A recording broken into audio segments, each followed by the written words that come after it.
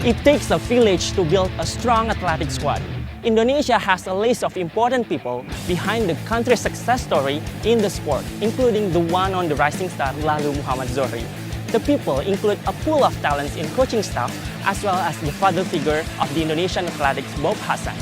Today we have the opportunity to talk with Pak Bob, the man who has shaped the Indonesian athletics over the past 40 years.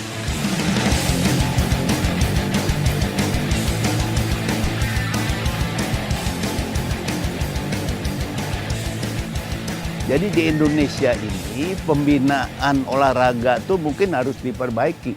Kita sekarang punya juara dunia kan? Siapa?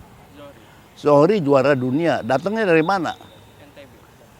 Lombok Utara, dari kampung. Jadi sebetulnya dari daerah itu banyak sekali bibit.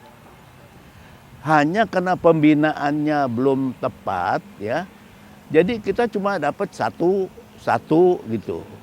Itu karena pembinaannya salah.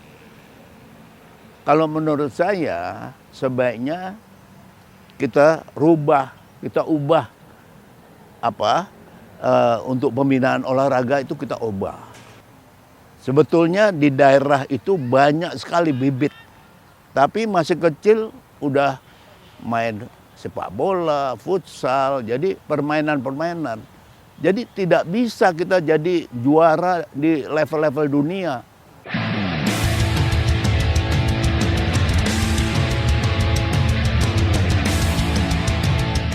SEA Games ini, Zohri saya tidak kirim ke Manila. Saya kirim yang muda-muda. Yang muda-muda, bukan regenerasi. Saya maunya kita punya Zohri itu 10, 20, 30 gitu loh. Jadi nggak boleh satu-satu gitu. Kita mesti punya 10 level dunia gitu loh. Nah oleh karena itu Zohri saya kirim ke kejuaraan dunia bulan depan. Yang muda-muda itu supaya dapat pengalaman itu SEA Games.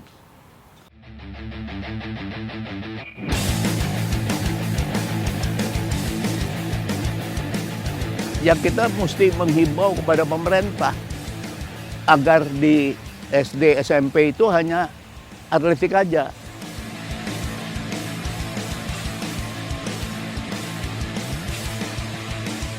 Kan pengurusnya banyak.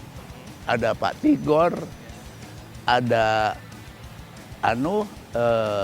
Siti Tazkiyah. Besok tim manajernya Hajah Siti Tazkiyah. Umurnya baru 30 tahun. Dia yang jadi tim manajer ke Doha, ke Qatar. Nah, jadi kita banyak, ada yang Tigor masih muda, manajemennya ada 50 orang di kantor. Manajemennya ada 50 kantor. Yang bantu saya, uangnya ada 25 perusahaan. Jadi itu perusahaannya terus bantu gitu.